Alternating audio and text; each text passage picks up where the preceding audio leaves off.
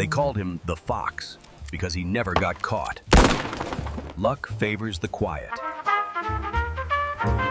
In the Roaring Twenties, while Al Capone was making headlines, another figure moved through the shadows of Chicago, a man known not for his Tommy gun but for his mind.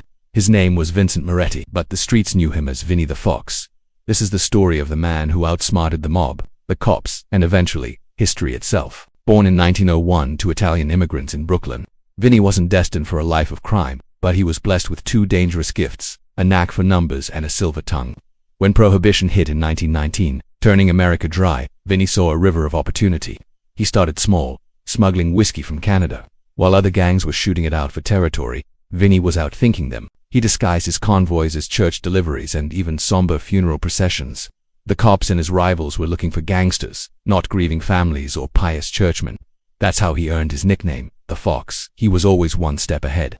By 1923, the allure of Chicago, the epicenter of the bootlegging empire, was too strong to ignore. Vinnie packed his bags and headed west, quickly catching the eye of Johnny Torrio's outfit, the very organization that would soon be inherited by Al Capone. But Vinnie wasn't muscle, he was the brains. He didn't crack skulls, he balanced ledgers. His philosophy was simple and deadly effective. A bullet ends a fight, a bribe prevents one. He orchestrated the quiet corruption that kept the machine running, ensuring politicians looked the other way and police officers were on the payroll. He was the ghost in the machine, the architect of a silent empire. While Capone soaked up the media spotlight, flaunting his wealth and power, Vinnie the Fox remained invisible. He built his own operation on Chicago's South Side, a network of speakeasies, a lucrative numbers racket in Little Italy, and had half the city's union bosses in his pocket. He preferred clean suits to blood-stained ones and clever moves over chaotic shootouts. His empire was just as vast as Capone's, but it was built on whispers and secrets, not headlines and gunfire. But even the cleverest fox can get caught in a trap. His downfall came in 1930, not from a Chicago rival, but from the brutal Castellamarese War that was tearing apart the New York families.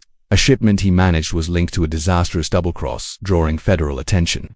When agents raided one of his warehouses, they didn't find guns or booze. They found something far more damning: Vinnie's coded ledgers. In his own handwriting, his entire hidden empire was laid bare.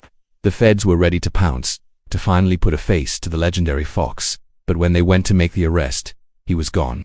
Vincent Moretti had vanished into thin air. Did he escape to Havana, using his fortune to live in luxury? Or maybe Marseille, reinventing himself as a legitimate businessman? No one ever knew for sure. No body was ever found. His immense fortune was never recovered, and his real name faded back into the obscurity from which it came. To this day, the legend of Vinnie the Fox lingers in the old brick buildings of Chicago. Some old bars still whisper tales about a gold pocket watch, found in a forgotten vault beneath a demolished speakeasy. Engraved on it was the Fox's lifelong motto: luck favors the quiet. What do you think happened to Vinnie the Fox? Let me know your theories in the comments below. If you enjoyed this dive into the shadows of history, don't forget to hit that like button, subscribe, and ring the bell so you never miss another untold story. Thanks for watching.